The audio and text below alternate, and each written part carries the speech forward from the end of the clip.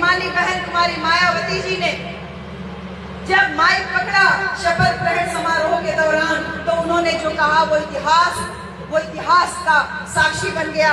माननीय बहन जी ने ये कहा कि ये सरकार दलितों, पिछड़ों और वंचितों की सरकार है।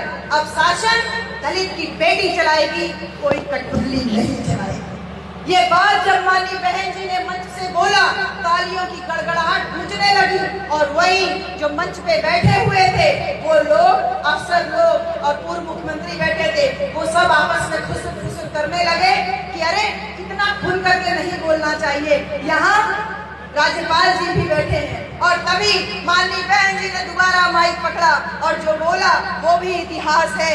मैं जानती हूँ ये बात बहुत लोगों को कड़वी लगती है, मैं जानती हूँ ये बात बहुत लोगों को कड़वी लग रही है, लेकिन अब समय आ गया है।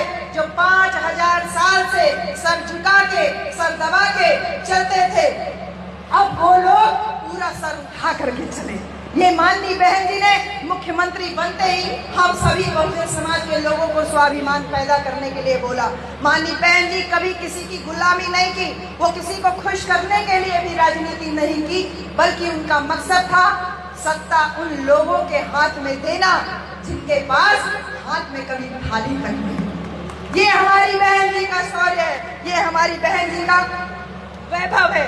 हम आज देखते हैं कि राजनीतिक आरक्षण जो मिला है, जिसको पॉलिटिकल रिजर्वेशन बोला जाता है, राजनीतिक आरक्षण के तहत 131 सांसद लोकसभा में पहुंचे हुए हैं, लेकिन वो सारे लोग सिर्फ अपने तक सीमित हैं।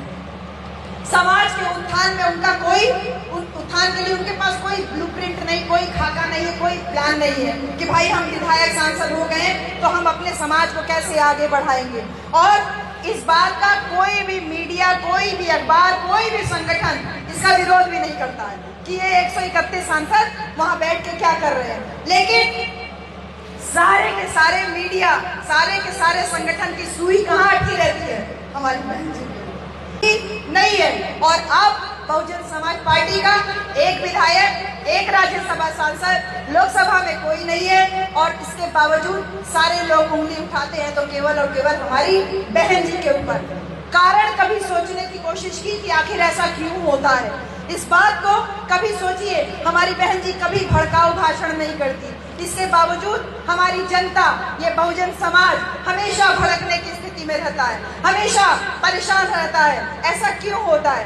दलाल, जो चमचे, ये तमाम अनेक किस्म के जो दलित पिछड़े समाज के नेता, यूट्यूबर्स, ब्लॉगर्स, ये सारे लोग सिर्फ और सिर्फ अपनी दुकानदारी चला रहे हैं माननीय बहन जी का विरोध करके, और बदले में क्या पाते हैं? कोई अपनी जाति के नेता के साथ हेलीकॉप्टर में घूमता हुआ दिखाई देता है चुनाव में, कोई कभी माननीय राहुल गांधी जी के साथ में, या तमाम और नेता हैं उन लोगों के साथ में फोटो खिंचा करके फेसबुक पे शेयर करता है कि देखिए हम इनके कितने क्लोज हैं।